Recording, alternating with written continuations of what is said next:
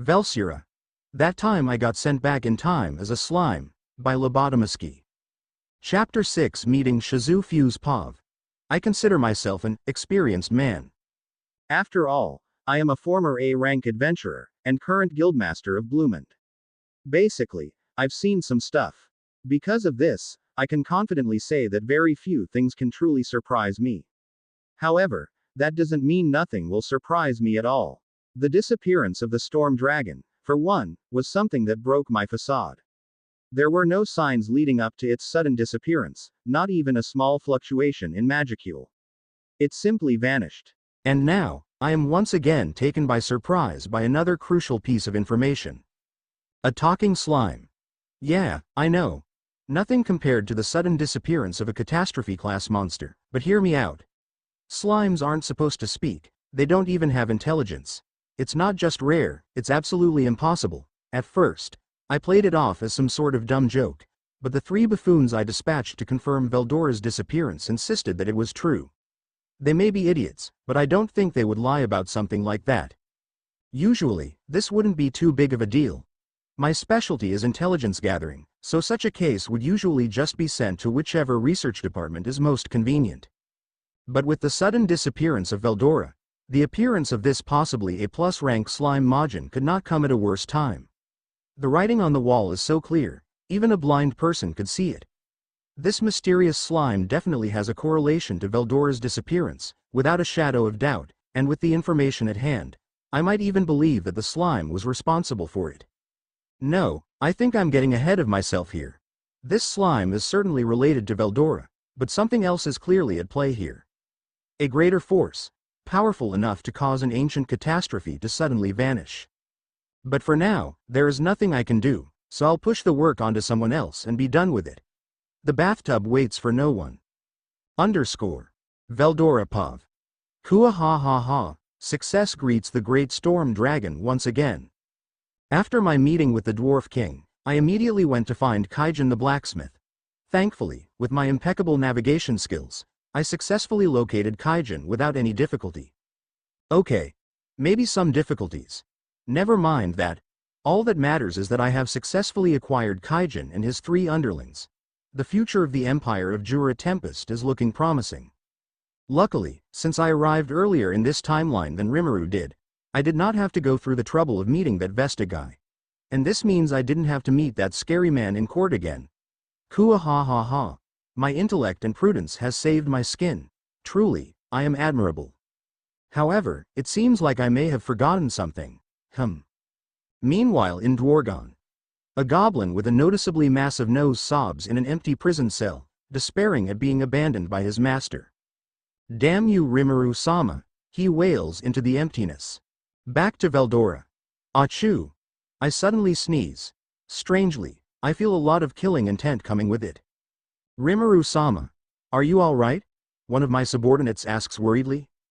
Kua ha ha ha. Did you forget? I am impervious. No common cold can harm me. I laugh loudly again, followed by the praise of my goblin and direwolf companions, paired with some incredulous looks from the dwarves. I ignore the last part, of course. A few days later. Veldora Pav. We'd already arrived at the goblin village yesterday. At some point, Gobta managed to catch up to us, crying about abandonment issues and needing therapy. Whatever. I had more pressing matters to attend to anyways. After my return to my little village, I found over 2,000 goblins there, all of them were begging to become my subordinates. Of course, I agreed immediately. Anyone who recognizes my greatness can become my subordinate. Kua ha ha ha. Since the original goblin village obviously lacked the capacity to house over 2,000 goblins, we relocated our city to a place closer to the sealed cave. Incidentally, that was exactly what Rimuru did. Kua ha ha ha, great minds think alike, I suppose. Honestly, I don't really know why I decided to do it, but Rimuru's memories have served me excellently thus far, so I'm just going to keep following it. It's not me being uncreative, it's called standing on the shoulder of giants. HMPH. However, one thing that was definitely important about this relocation was that it allowed Rimuru to meet a girl called Shizu Izawa. I usually forget people's names easily, but I didn't forget this one. After the Tenma War ended, I found that Rimuru regretted not being able to save Shizu. In reality, there was definitely a way for him to save her, but he didn't want to destroy the peace that her own death had given her. Thankfully, here I have the chance to not make that mistake at all. Kua ha ha ha. This must simply be because of the greatness of the storm dragon. Well, I don't actually have a way to save Shizu right now, since my powers are now the same as Rimuru's were. But I'm sure my endless genius will be able to figure out something. As I internally procrastinate, a huge dust cloud appears in the distance, the result of a stampede of giant ants. Being chased by them are 4 humans, or as I know from future knowledge, 3 elves, 1 human, and a snarky little fire spirit. It's all your fault, Kaval. Shut up. You have no right to criticize your leader. Well, you're a terrible leader. The little group of idiots bickers back and forth. If I die here, I'll haunt you in your sleep. Ha ha ha ha. That won't happen because I'll be dead as well. I hide behind a tree, waiting for the opportunity to jump in and save the day like a true shonen protagonist. Meanwhile, the woman wearing a mask, Shizu Izawa, stops and pulls out her sword. From here, she prepares to attack, but I am here. Splendid entrance, I must say. Kua ha ha ha. Do not worry, foolish humans. I, Rimuru Tempest, am here to save you. Black lightning. A barrage of lightning descends from the sky, striking every ant in the vicinity straight through the abdomen. After my awe-inspiring entrance, I enter from behind, striking a cool pose. Huh. What the oh wait. You're that talking slime. The sensible one, Guido, exclaims. A slime? Shizu remarks curiously. Oh. You're the one who's been causing the guildmaster so many headaches. The little blonde elf yells. Not a shred of gratitude for saving them, huh? Although he totally deserves it, after sending us out here with only 3 days rest. Huh. Guess I'm not the only one who gets forced to overwork. Thanks for saving us, little slime. Shizu says politely. At least someone is grateful. Although I'm not exactly a little slime, I'm the coolest slime. Yeah, whatever.